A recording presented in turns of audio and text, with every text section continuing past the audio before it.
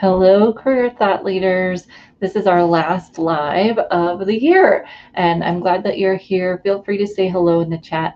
Love to hear what you're seeing and what you're hearing around our conversation topic today, which is pricing and packaging your services. So I've been seeing some chats about this in our Facebook group, and I love to see you all communicating and supporting each other and really thinking about how do we want to move ourselves forward and how do we help our clients. And we'll talk a little bit about that today because, of course, when we start talking about increasing our prices, we think, oh, but there's so many people that need our help.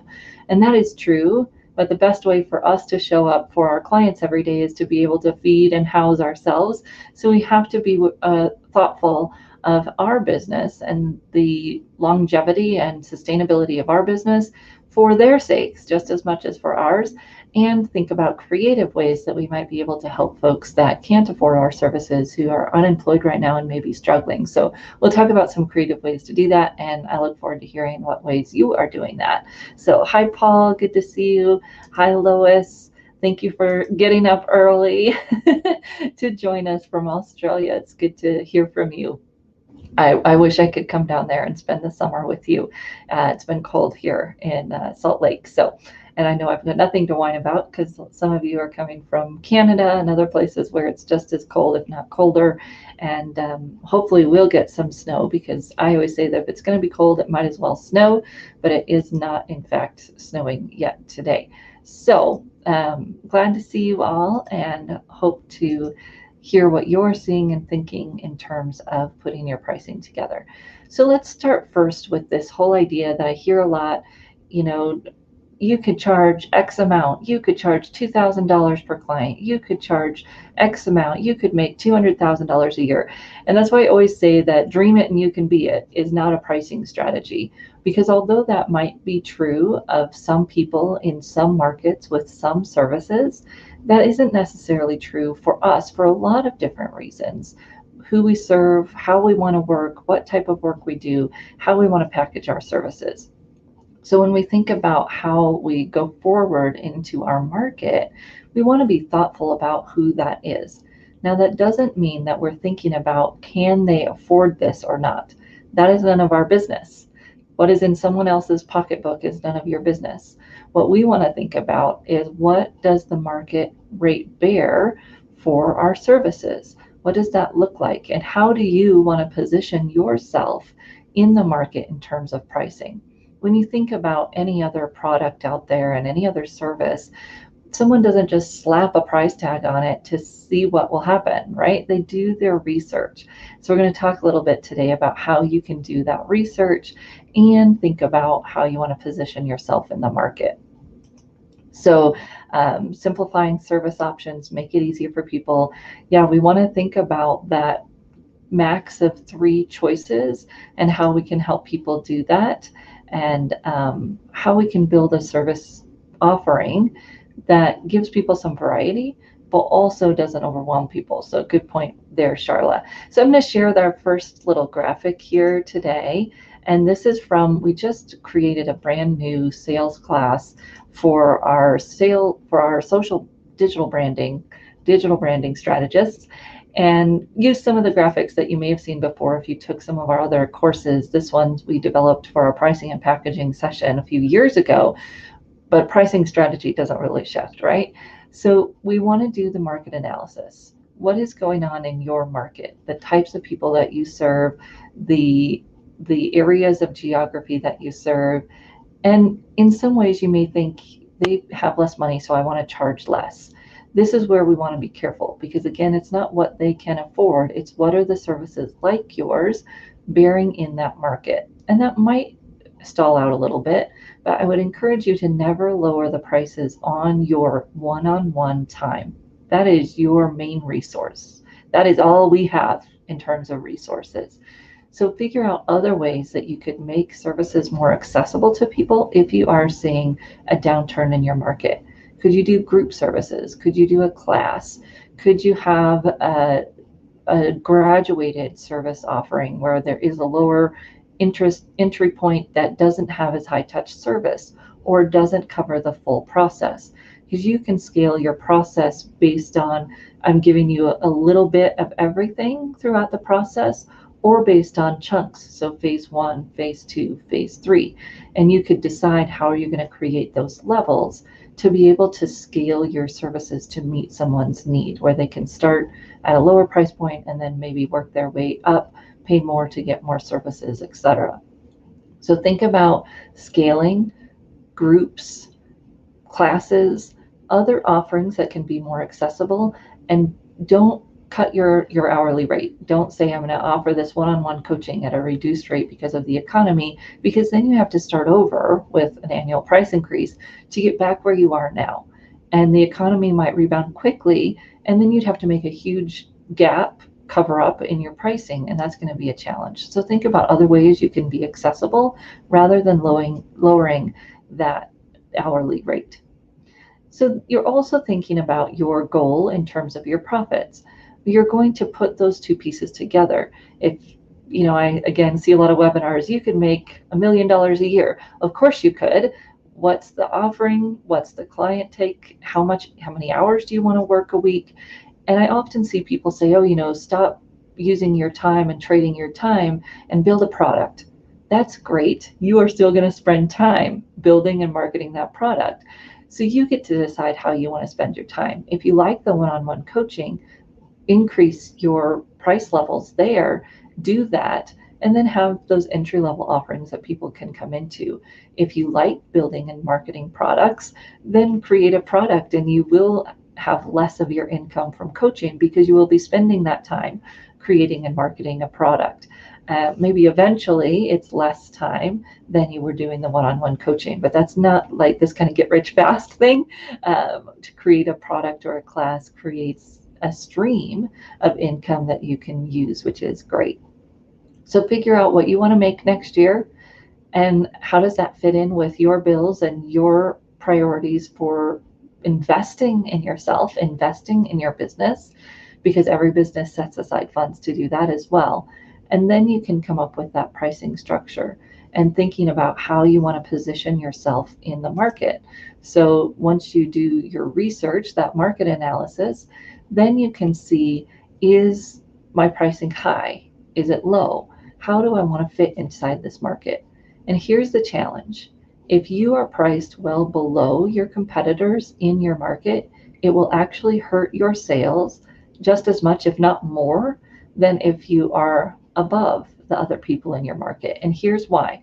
If I'm shopping resume writers and I get 4 quotes and 3 of them are around that $750 to $1,000 range, and then I get your quote and you're at $450, I don't think, oh, what a steal, Marie, this is a great value to use Marie. I think, Marie doesn't really know what she's doing, right? Because these other quotes all fit into that range. So when we do our research, and a lot of people do have their prices on their website, so you can do that research based on industry, based on geographic location, based on level of position, and see what other people are charging for their coaching or their writing so that you can figure out where you want to fit in that market and the value that you add so that it aligns with what position you want to take in the market. How do you handle others that charge less? That's great. Go, and I come from that place of abundance, that this is what we charge because this is what we offer. And if you feel comfortable and confident and feel like they're a good match for you, that feels like the best decision for you. That's it. People will call and ask about, Resume Writing Academy, which is higher priced than other places, other things in the market. And I'll say, this is what we do. This is what you get. And if this feels like the best fit for you, I'd love to have you. And if it's not, that's great. We'll be here if you decide that you want to do it later. And I don't try to haggle. I don't let them negotiate the price, because we know what we do and we know the value that we bring. If they want to go in that direction, that's great. And what you'll find a lot of times is if you approach it with that attitude, they'll go with you anyways, because they wouldn't be telling you that other person was cheaper if they didn't want to see if they could get you, because they like you better maybe, at that lower price. Don't do it. Don't fall for it. You offer what you offer because of the expertise that you have, the experience that you have, and the value that you bring. And If you dilute that, then they oftentimes, what I find, don't value what you're doing. Now, if you are charging significantly above everyone else in your market, you may start to see so much pushback that you think you want to adjust that. Be aware and thoughtful and taking in that data and not reactive, and letting our clients negotiate, because that's not what we're here to do. That's not what the services that we're offering. So I just had this conversation. Yes, and there are offerings for people that can't afford it. Again, you could create your own class, your own opportunity, or you could refer to other colleagues or other services that can serve people that may not be able to do that. And yes, great conversation here. Yes. So if you are you getting some of that pushback? It's actually a good thing when you get some of that pushback, because then you're doing a good job. You're setting your prices. When you're getting too much pushback, then you think, okay, this may not be the best idea. All right. And I do always find that when someone devalues the service, or I devalue it to meet them where they're at, it doesn't work. So you could say a smaller service offering if they're struggling with price. And then oftentimes I pick 2 or 3 people a year that I do offer services to for free. And that's based on our conversation, not necessarily that they asked for it, but that they're looking to better themselves. They want to invest. They're trying to figure out how to make it happen. And I meet them where they're at. So you get to decide that and be in, you're in the driver's seat of your business, so you can do that. But discounts, you want to have a structure. Know what your discounts are going to look like. If you're offering them to friends or family or alumni, you have a structure. And if someone doesn't fit into that structure, I always say, I can't discount my effort, so I won't discount my price. And I learned that the hard way. I'd give people discounts, and then those projects always ended up being the most work.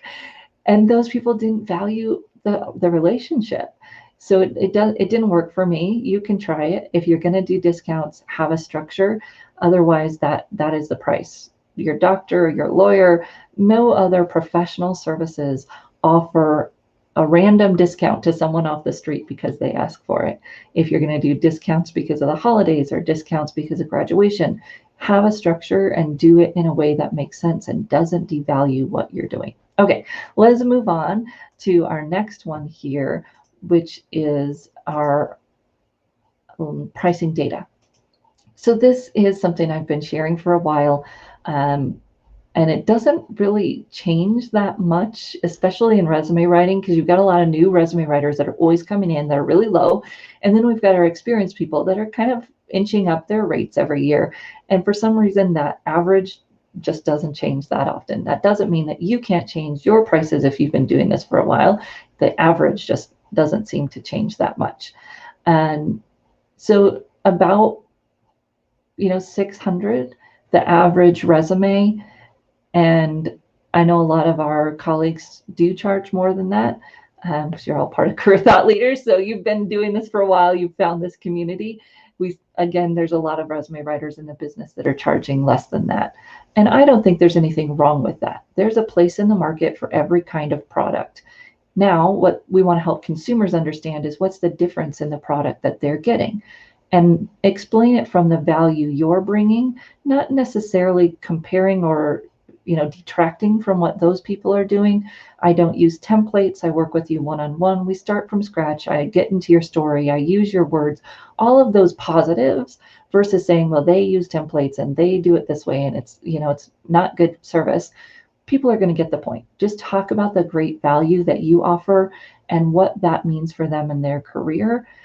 And they'll get the picture of how you're different from that $99 resume service that they might find online. And for some people, the $99 service is perfectly fine.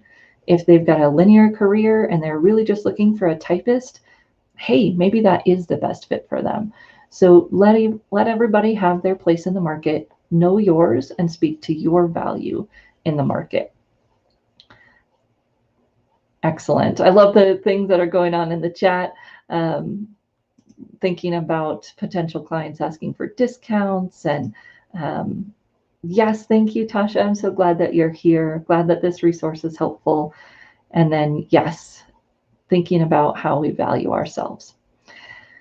This is important to know the data, because what I've seen in our Facebook group, anyways, is when people see what other people are charging, they go, wow, I could charge more. And that's powerful information, because you do want to know what the market is bearing and be able to fit in how you want to fit in your pricing structure. That's up to you. That's a decision you'll make in your business and how you want to brand yourself. And when we're thinking about branding and really communicating how we are in the market, this is one of my favorite graphs, and it comes from the sales world. And it's really about, what is your role in the sales process? So are you out there selling a commodity? And a lot of the $99 resumes, they're a commodity, right? You put in your information, it's put into a template, you get that back. There's nothing wrong with that, right? That has its own little square here in the sales process. That's where that business has chosen to position their product. And there's nothing wrong with that. It's going to help and work for some people. Then you can decide, am I going to be kind of that product seller, where maybe I've got a little bit of relationship, but I'm still kind of focused on the pricing. And then over here, your number 3 is a solution seller. So I'm really selling on that pains and problems, and I'm going to solve your problem. This might be a resume writer who doesn't do a lot of conversation with the person. It's medium touch, if you will. So they have a great form, but they don't do the conversation. They're just providing that solution. And then that trusted advisor is really that person that partners with you, coach, resume writer that goes more in depth. This is where many of us are positioning ourselves, and that is this premium pricing square. So if you're doing that and you're not charging a premium price, you might be working yourself to the bone here, because you're putting in the high touch, but you're not charging what you need to for it. Of course, you also have to connect with the market that wants to pay that premium price, that values that service and wants to pay that premium price. So if you're struggling to get people at this premium pricing, it may be because you're not doing the connection, emotion, and really showing that insights, or it may be because you're targeting an audience that doesn't want to pay the premium price. And that's something that you'll have to do some experimenting with and figure out what might be not working if you're having a hard time selling at the price point that you're trying to sell. Could be the marketing, the approach, the connection, or it could be the market that you're going after with that. Yeah, and having a niche being that cream that rise to the crop. But remember, a niche doesn't mean that it's lawyers. I mean, some of our colleagues do that, and that's a great niche. Jan Melnick, she always says, I serve executives and their kids. So her niche is a little bit more differentiated and a little bit more broad, but it still works for her. Some of us niche based on psychographics. So I work with people who are high achievers, or I work with millennials, so it's age grouped. So your niche can still have flexibility, and if you like variability, you can create that by niching on something that isn't in a very specific way. Yeah, I love this. And I've got let me make sure you can see, I'll take away my banners because I have the URL for that here, because this isn't mine. This is the printcoach.com, if you can still find it there. Otherwise, let me know and I can send you the graphic, because it is not mine, but I love it because it just makes us think about how we're connecting. And not everybody has to be a trusted advisor. If you're a resume writer and you like kind of that medium touch service, you don't want to have a lengthy conversation with everyone, etc., that is perfectly fine. How you position yourself in the market will make a difference so that you get the audience that wants that, and you love serving those people and they love your service. That's what knowing where you are in these squares can really do for you. And when we're thinking about that, right, it's that investment. And someone was just asking in the group, about putting a buy now button on their website. And I'd encourage us to think about those 4 squares in terms of our language. So buy now, as Paul, you so pointed out on the group, buy now kind of fits in that commodity, or maybe that number 2 square. but it definitely doesn't feel right for that solutions trusted advisor squares. No judgment, you get to decide if that fits where you want to be in your positioning. So, on your website, if you want to say get started now, that might feel like that partnership, right? We're going to get started together now. We're going to, change my career today. Something that has that call to action, but is a little bit more in line with where you are on that chart. And buy now might be your group service, your takeaways, your course, because they are more in that commodity realm, and then get started or something like that in the call to action for your green side, where you're the partner, the trusted advisor. All right, last little graphic here for today, and I'd love to hear what you think and how you make changes, and if this is helpful. I'm also going to send those of you who've been joining us and registered on the website, I'm going to send you a little survey monkey to see what else you'd like to see in these conversations and how we can make them helpful next year, because they've been a lot of fun, and obviously we'll keep doing them. So here is my very confusing graphic on the pros and cons of putting your prices on your website. Now, this could be prices or like the buy now button. I think they kind of go together.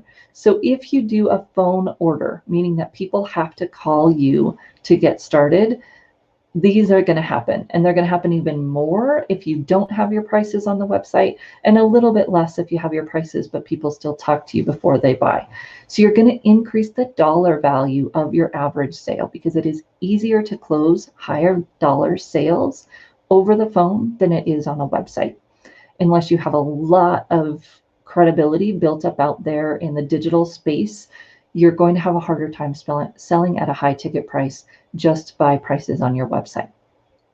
You're going to get less ideal clients. So that's why it's green, because you get less non-ideal clients. You get less pains when you talk to people, right? Because you can screen them out.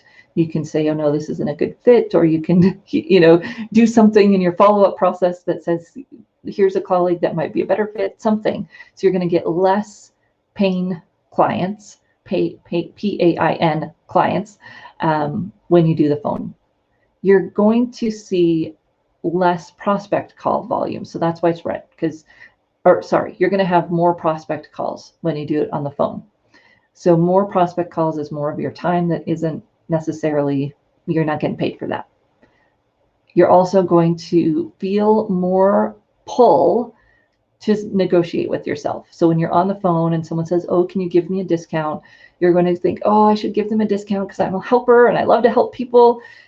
And that is going to be trouble for you. So I've worked with people who have put their prices on their website specifically because they consistently found themselves devaluing themselves and lowering their prices. When they put their price on their website, they were less likely to do that because people saw the price ahead of time. And so they weren't negotiating with themselves as much. When you have a website order or what prices are on your website, it's going to decrease your prospect calls.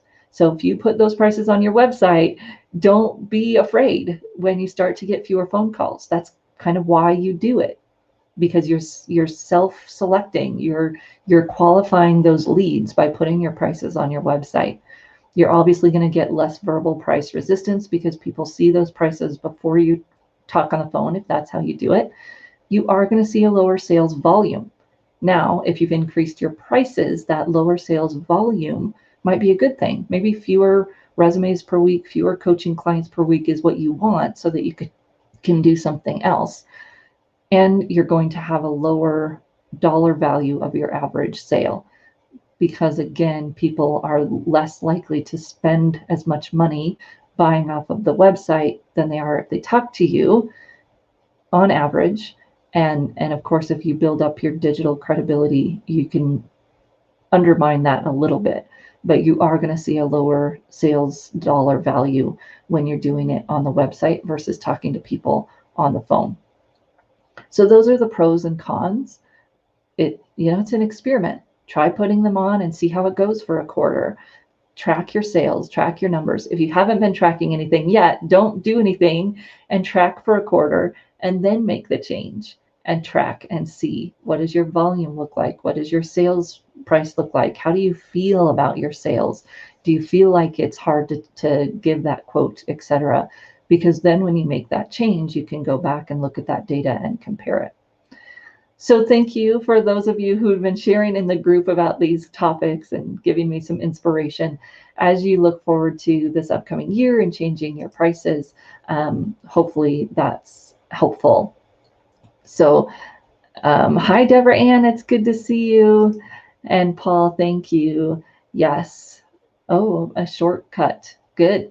Yep. Always good to have more resources. So again, watch your email for the survey. We won't have a live next week, but I'll look forward to seeing all of you in 2021. Can you believe it? It's almost here. So thank you all so much for participating and supporting this all year. It's been a lot of fun to be able to interact with you, both in these one-way conversations and in the Zoom calls that many of you have joined. So happy New Year, and I'll look forward to seeing you in 2021.